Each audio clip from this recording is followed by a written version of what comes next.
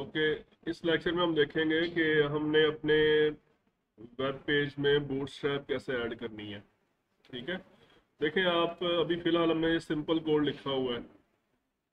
ये पेज हमारा है कहाँ पे? ये जैम का फोल्डर है, उसके अंदर एच टी डॉक्स, और एच टी डॉक्स के अंदर मैंने एक नया फोल्डर बनाया है बी एस के अंदर मैंने पेज बनाया है index dot P H P. और इसको मैंने इसी सीक्वेंस से लोकल होस्ट से मुराद होता है एच टी डॉक्स का फोल्डर। उसके अंदर कौन सा फोल्डर था? पी एस, और उसके अंदर हमारी ये फाइल है, उसको मैंने रन किया तो ये आउटपुट आ गया उसका। अब बूटस्ट्रैप क्या चीज़ है और उसको हम क्यों यूज़ करते हैं?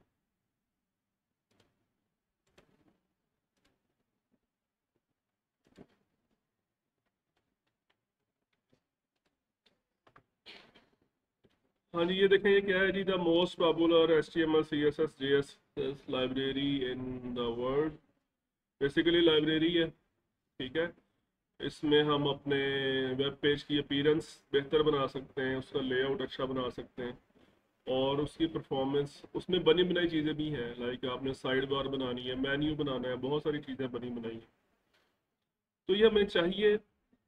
तो हम इसको चलते हैं, इसको ओपन करते हैं, देखते हैं। यहाँ पे इसका सीडीएन होता है आमतौर पे।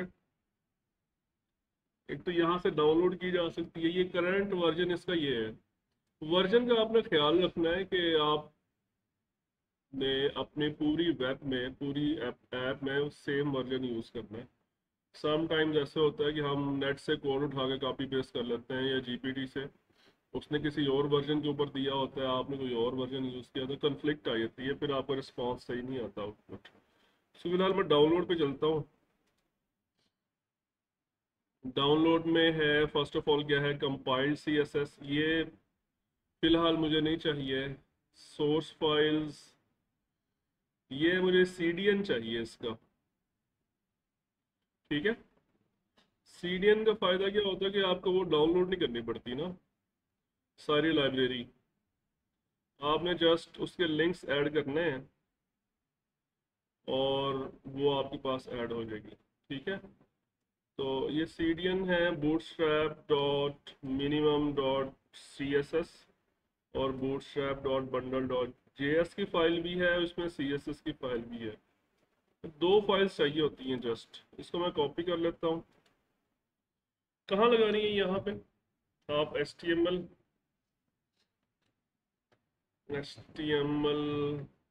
का स्ट्रक्चर बना लें, और उसमें आप यहाँ पे हेड में आएंगे, और यहाँ पे हेड के अंदर आप उसको पेस्ट कर देंगे। सिंपल ये काम करना है।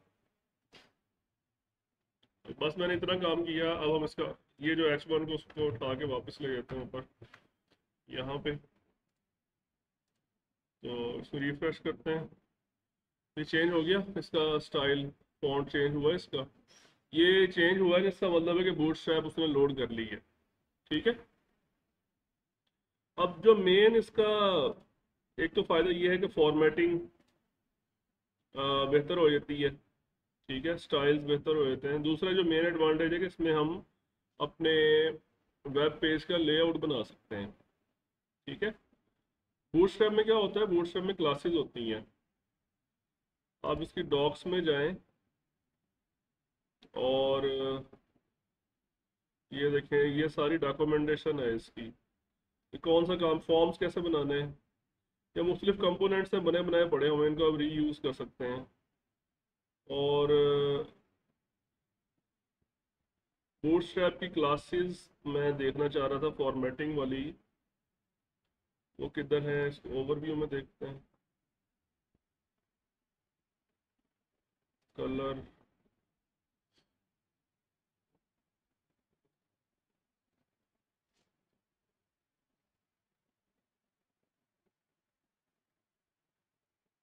अच्छा चलें, अभी फिलहाल हम लेआउट पे थोड़ा सा फोकस कर लेते हैं।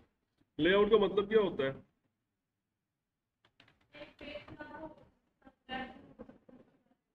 जी, मतलब फॉर एग्जांपल आप एक ये हेडर बनाते हैं अपने पेज का। ठीक है, इधर आप लगा देते हैं साइड बार, और ये आपका चलता रहता है कंटेंट, मेन कंटेंट, ठीक है, ये वाला, और इसके नीचे हम फूटर लगा देते हैं। तो ये हमने क्या किया, अपने पेज का लेआउट बनाया कि कौन सी चीज़ कहाँ पर डिस्प्ले होनी चाहिए।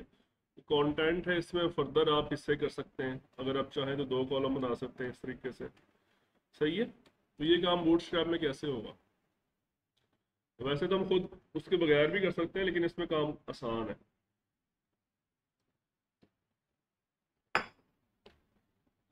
यहाँ पे एक क्लास यूज होती है, उस क्लास का नाम है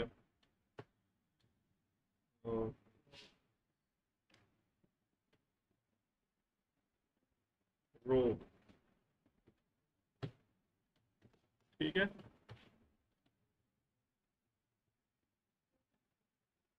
क्लास इज इक्वल टू रो। इससे क्या होता है कि आपके पेज पे ना एक 100% विड्थ के ऊपर एक रो बन जाती है।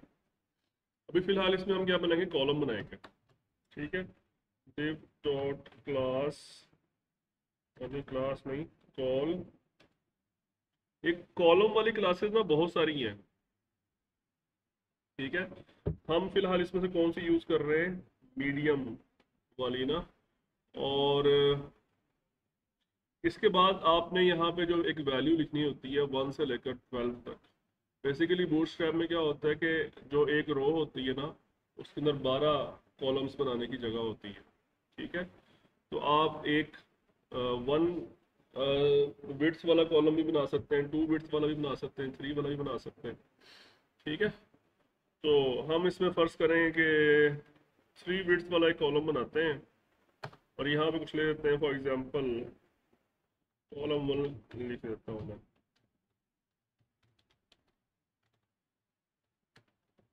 अब हमने क्या किया है, हमने एक रो बनाई है और उसके अंदर 3 कॉलम बना दिए हैं। एमडी का मतलब क्या होता है ये मैं आपको बाद में समझाऊंगा, फिलहाल आप सिर्फ इस पे फोकस करें कि हमने कितनी विड्थ का कॉलम बनाया है। अच्छा, ये 12 हो गए पूरे? 9 हुए, आपने 12 करने हैं, एक रो के अंदर 12 करने हैं पूरे आपने, वरना वो स्पेस जो है वो अनयूज रह जाएगी। सेव। अब देखिए, उसने इसके बॉर्डर्स वगैरह उसने जाहिर नहीं किए। बॉर्डर्स हम लगा सकते हैं, फॉर एग्जांपल यहाँ पे मैं स्टाइल लगा देता हूँ। बल्कि यहाँ पे स्टाइल लगाने से बेहतर है मैं ऊपर रो के ऊपर ही लगा दूँ एक बार। मैं यहाँ पे अपना स्टाइल बना लेता हूँ।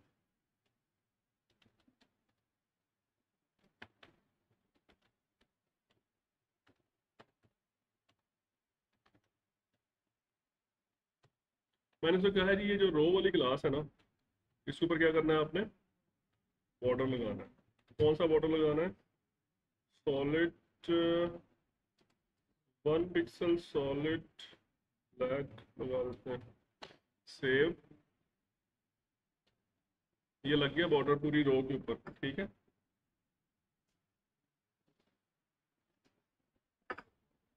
इसी तरह मैं कहता हूँ कि ये जो ये वाली क्लास है ना, इसको भी लगाना है। तो मैं इसमें कॉमा लगा के ये वाली क्लास भी लिख देता हूँ दोनों, लेकिन यहाँ पे डॉट लगाना पड़ेगा। तो ये कॉलम उसके ऊपर भी लग गया। ठीक है, अब अगर सपोज हमने ये वाला लेआउट बनाना है, ये वाला, यानी ऊपर हेडर आ जाए, इधर साइड बार, और ये मेन कंटेंट, और नीचे फुटर आ जाए, तो वो कैसे बनाएंगे हम? पहले तो आपको ना ओवरऑल आपको ये जो ऊपर वाला जो बॉक्स है, ये वाला, ये, और ये जो ये वाला नीचे बॉक्स है ना, ये 2 बॉक्स बनाने पड़ेंगे आपको। ठीक है, ऊपर वाला बॉक्स है उसकी हाइट भी आप खुद कंट्रोल कर सकते हो, और नीचे वाला बॉक्स, फिर नीचे वाले बॉक्स के अंदर फर्दर 2 बॉक्स बनाएंगे। फिलहाल हमें जस्ट 2 बॉक्स बनाने हैं, रोज बनानी है। ठीक है, इसको फिलहाल मैं यहाँ से ख़त्म कर रहा हूँ। हम कहते हैं जी कि आपने बनानी है एक, हम बाहर डिप लगा देते हैं एक, और उसकी हम अपनी एक नई क्लास बना लेते हैं, उसका नाम हम क्या रखते हैं, कंटेनर। वैसे कंटेनर नाम की बूटस्ट्रैप की अपनी क्लास भी है मेरे ख्याल में। अब मुझे देखनी पड़ेगी एक बार है क्या करती है। ये मैंने एक रो बनाई और उसके नीचे एक और रो बना देते हैं।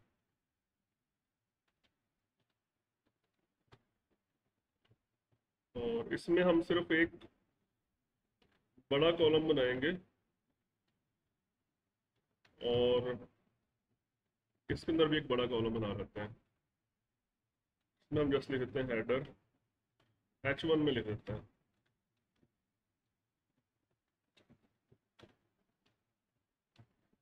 इसमें बॉडी लिख देते हैं।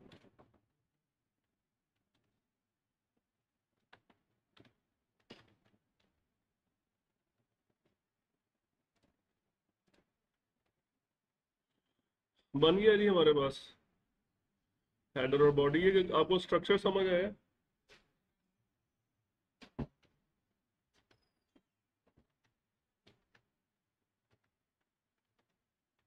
अब ठीक है। अच्छा, इसमें कंटेनर भी एक क्लास होती है। ये जो आपने देखा कि ये लेफ्ट और राइट साइड से इसने मार्जिन दिया या पैडिंग दी है इसने, तो ये किस वजह से दी है?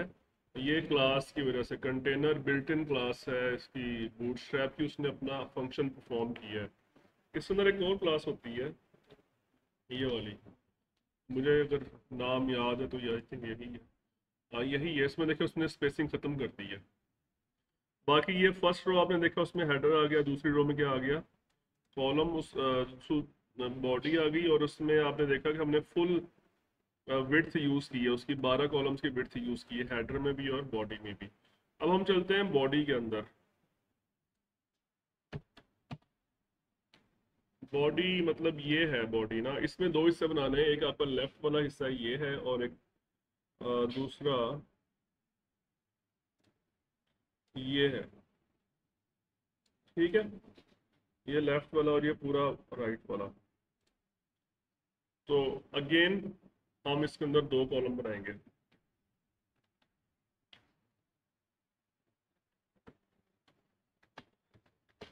लेफ्ट साइड को 3 कर देते हैं, राइट साइड को 9 कर देते हैं। इसको हम यहाँ पे लिख देते हैं H3 में साइड पैनल।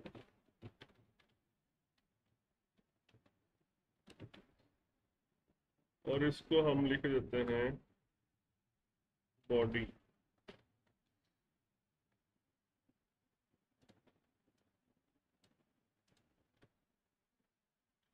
ये क्या हुआ?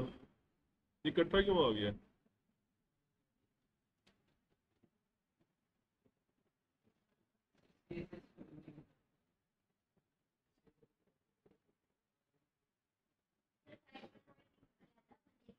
हम्म।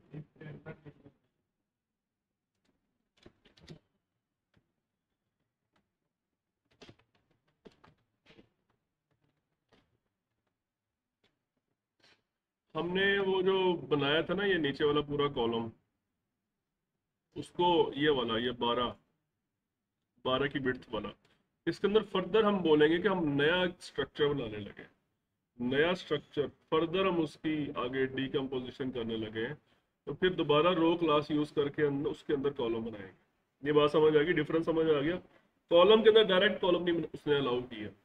कॉलम के अंदर अगर फर्दर कॉलम बनाने हैं तो पहले रो वाली क्लास लगाओ, उसके अंदर फिर कॉलम बनाओ। ठीक है, अब आपका ये स्ट्रक्चर बन गया है। अब बॉडी में हम, ये बॉडी है, इसके अंदर हमने एंड पे जाके क्या करना है? फुटर लगाना है। क्या करना है? ये जो बॉडी है ना इसके नीचे हमने लगाना है। ये साइड पैनल चलता रहे इधर लेफ्ट साइड पे, लेकिन फुटर हमने लगाना है सिर्फ बॉडी के नीचे। या ये भी हो सकता है कि हम 3 रोज बना लें। एक हेडर की, मतलब जो बाहर वाली 2 रोज बनाई थी ना हमने, बाहर वाली, ये हेडर थी, एक ये थी हमारी सेकंड रो। ठीक है ना? और इसके अंदर हम एक तीसरी रो बना लें नीचे, और इसको भी आप फुल स्पेस दे दें। इसको हम नाम दे देते हैं फुटर का। ठीक है,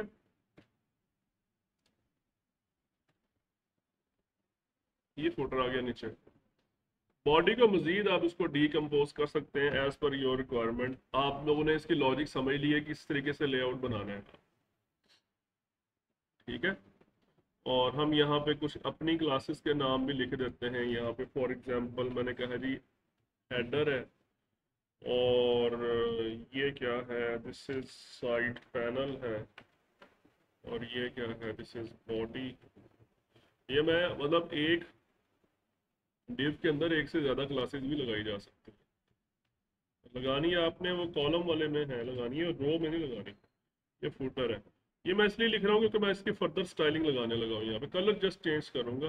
हेडर, इसका मैं बैकग्राउंड कलर वाइट,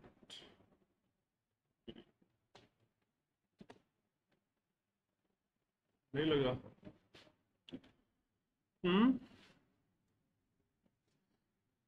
एक तो इसमें वो नहीं आ रही ना, इंटेलिजेंस नहीं आ रही, कलर्स के नाम गलत दिखती है। अच्छा, साइड पैनल, इसका बैकग्राउंड कलर ग्रीन कर देते हैं। इसी तरह बॉडी है,